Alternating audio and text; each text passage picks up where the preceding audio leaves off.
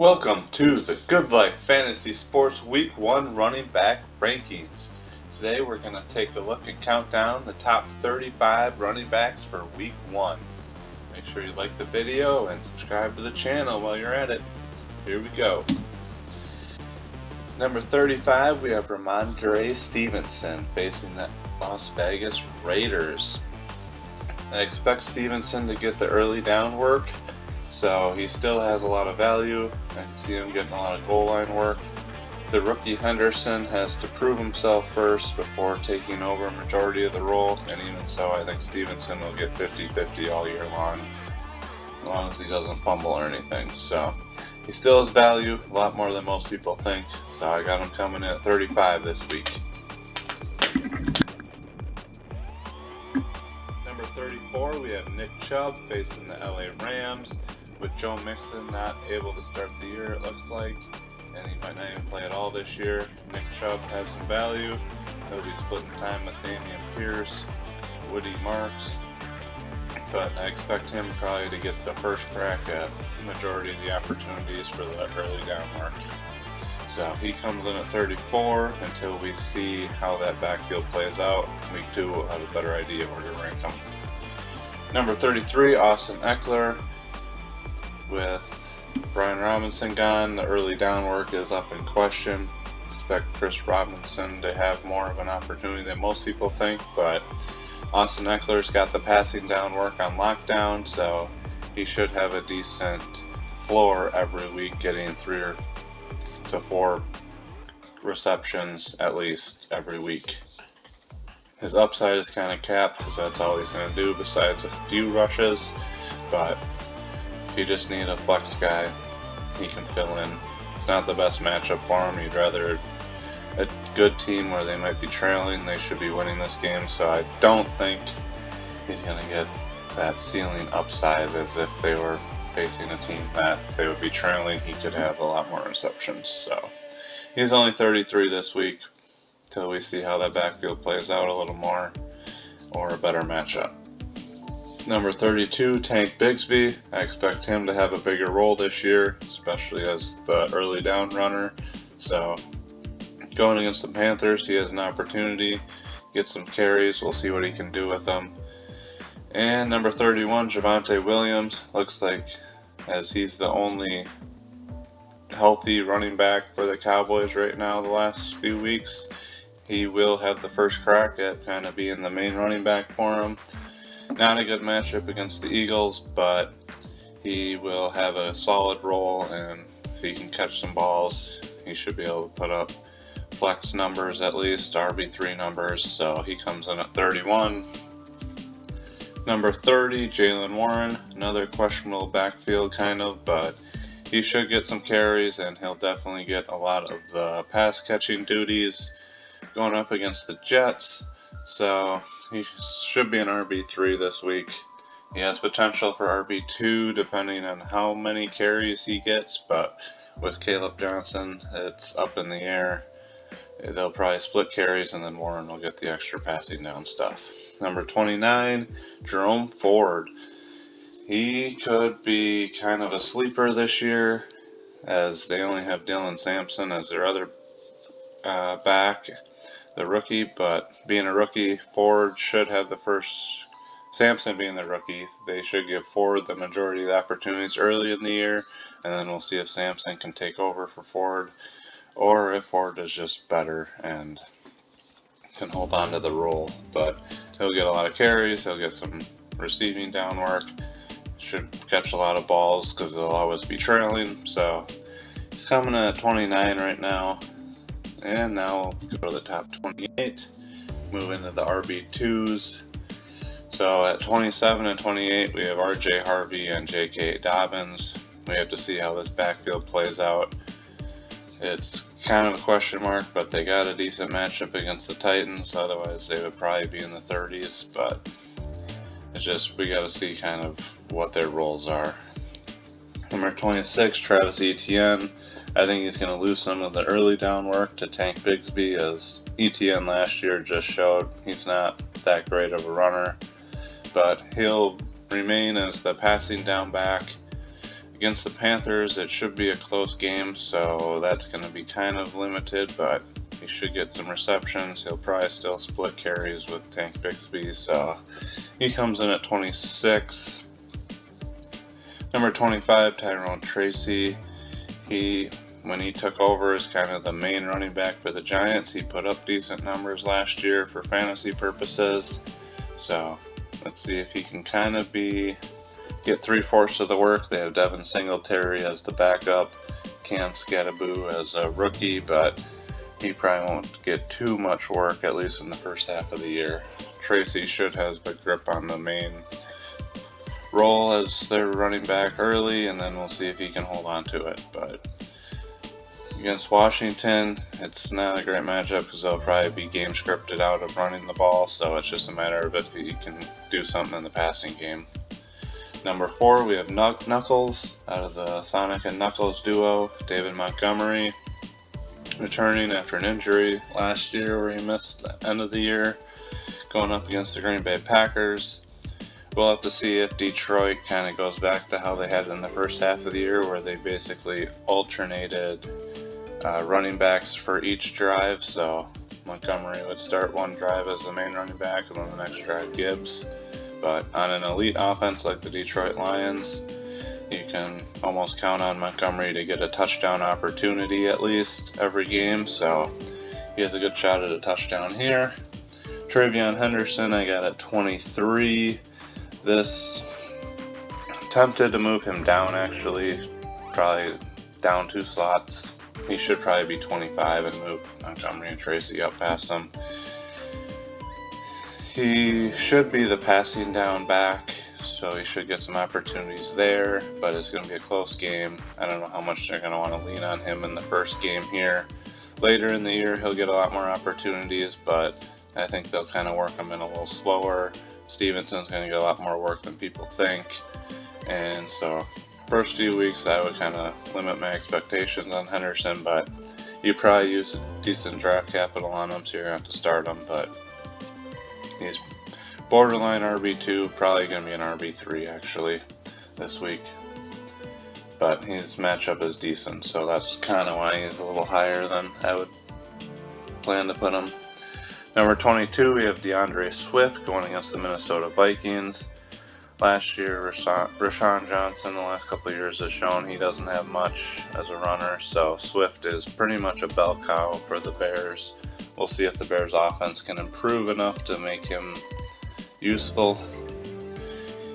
DeAndre Swift has shown he's not anything special outside of the year he had a few years ago, but last year, yeah, he couldn't do much, but with pure volume that I expect him to get this year, he should put up some RB2 numbers at least. So that's why he's in at 22, going against a good Vikings defense. Number 21, we have Aaron Jones. He was pretty good last year, but this year they brought in Jordan Mason, and Aaron Jones himself has said that Jordan Mason will be the goal line back. I expect Mason to split the early down carries with Jones. Jones will be the passing down back, so he'll lose his rushing touchdown upside, but he still can get some touchdowns through the air probably, and he should get some receptions in this high-powered offense the Vikings should have this year if McCarthy is decent. A lot of it's going to come down to McCarthy, but there's too many weapons around there that this offense should still be good. Number 20, Isaiah Pacheco going up against the Chargers. This pick is kind of just, we got to see how good Pacheco is in a real game.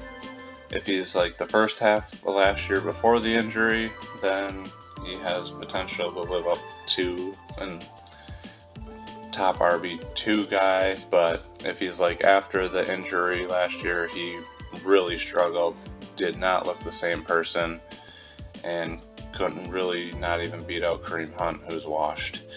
So if he's that guy, then he's going to drop down probably to the closer to 30 on a weekly basis, but we'll have to see how he ends up. Number 19 with Tyjae Spears Going on the PUP list, Tony Pollard going against the Broncos. Pollard is a true bell cow since there's not much else behind him now that Spears is on the injured list. He's got a really tough matchup this week, but maybe he can get some receptions since Spears isn't there. And if you got a bell cow like that, which is kind of rare nowadays, he's going to be an RB2.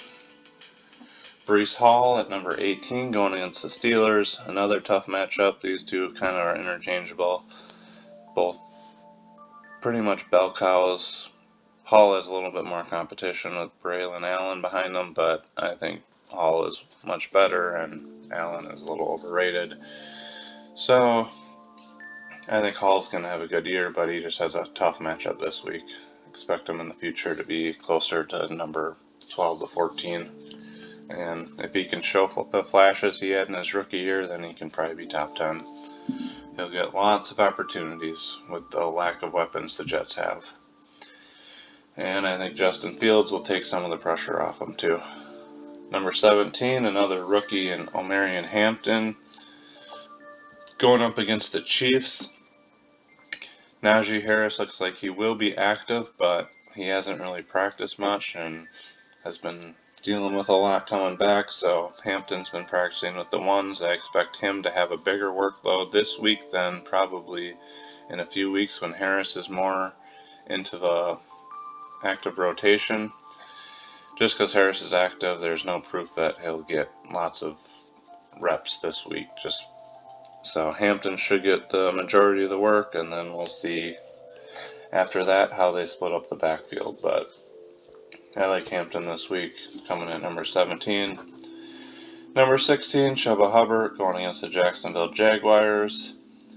Last year he was really good, kind of taking over as the full-time back there.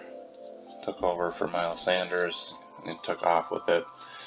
This year they actually brought in Rico Dowdle from the Cowboys, who, when he got an opportunity, actually put up pretty good numbers, especially at the end of the year.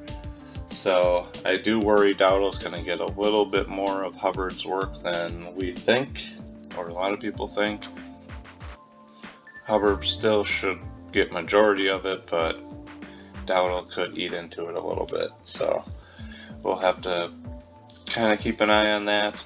But for right now, we got him coming at 16, which is probably where he'll be most of the next few weeks until we get a better idea. Number 15, James Cook.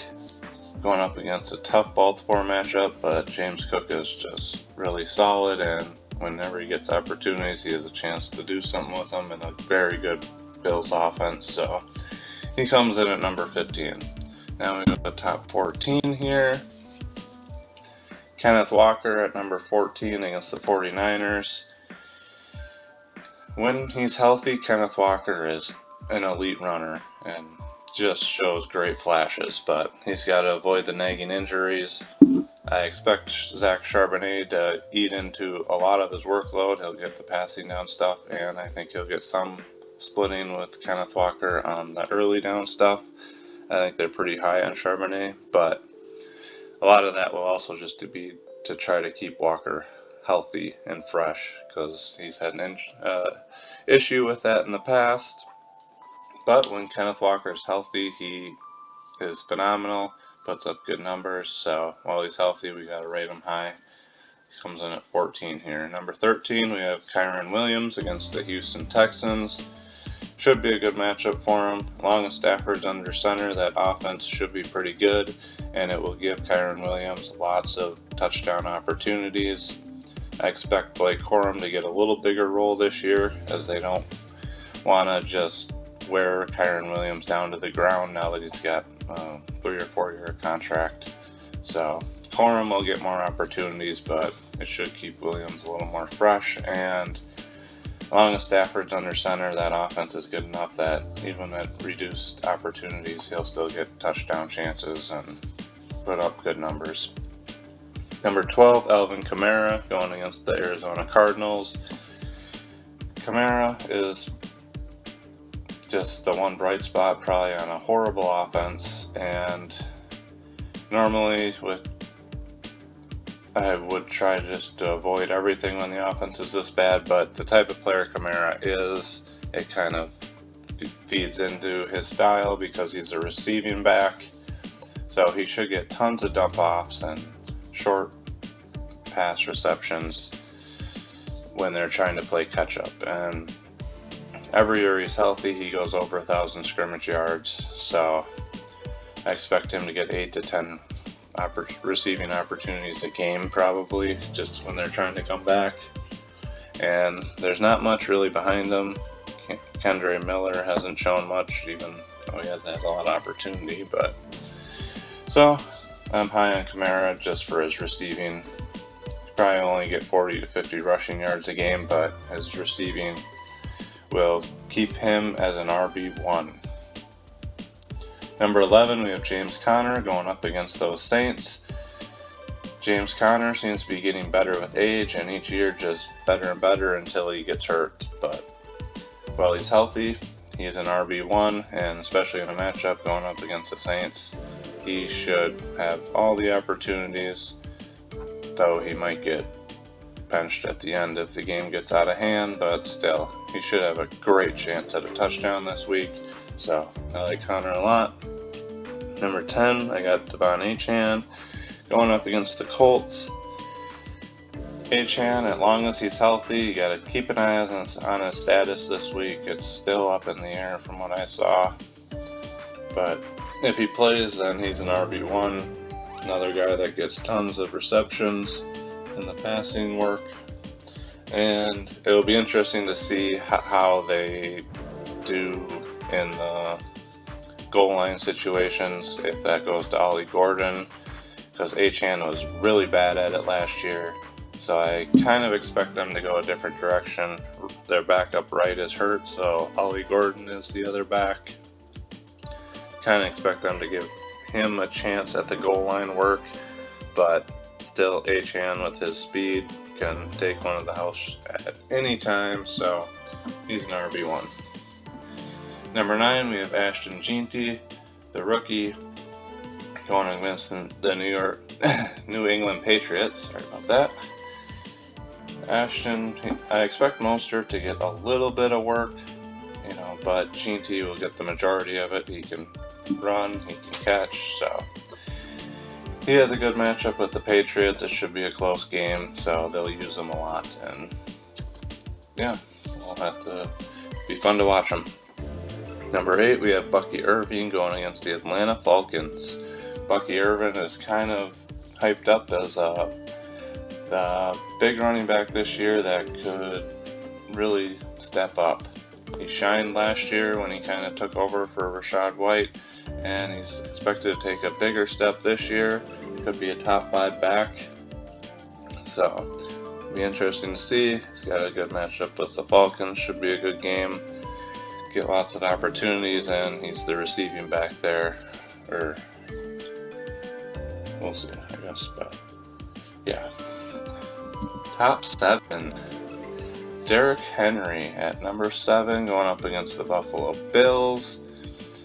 I would have Henry 6, but I'm just worried if Buffalo gets a lead, then he might get game scripted out a little more, as that's my worry compared to Taylor. I think Taylor has a better shot of staying in the game versus the Dolphins. I think that's a pretty even matchup, so. But Henry's elite, should have opportunities at touchdowns because that offense is great with Jackson and everything else, so. He's definitely top 7 this week. It's just a matter of, as long as the Ravens can stay in the game and keep it close, then Henry will get his work in. But there is always that possibility if Buffalo gets up, then Henry loses a lot of his touches and he doesn't catch the ball. So this week I have him probably a few notches lower, just as that possibility compared to when the Ravens are expected to win a game. Taylor, I just touched on. I think the Colts should play a pretty even game with the Dolphins, so as long as they stay within a score, he'll get all the work he can handle in that offense. And he's another guy that doesn't catch the ball, so I like him this week, but in the future when the Colts are expected to lose by bigger margins, I won't like him as much, and he'll probably drop down to the more 10 to 12 range. Number 5, we have Chase Brown, who I'm really high on this year. He's another bell cow that there's not much behind him, and he should get the passing down work, the early down work, the goal line work, all of that. So he's got a great matchup against the Cleveland Browns, so he should get tons of rushing opportunities.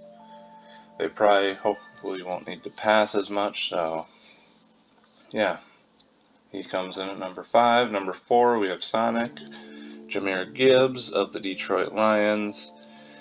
He showed last year, even as the bell cow only back, he can be elite, but with Montgomery, the reduced role kind of keeps him fresh and healthy, and that helps him in the long run. But either way, he is an elite talent and will get all the opportunities in an elite offense.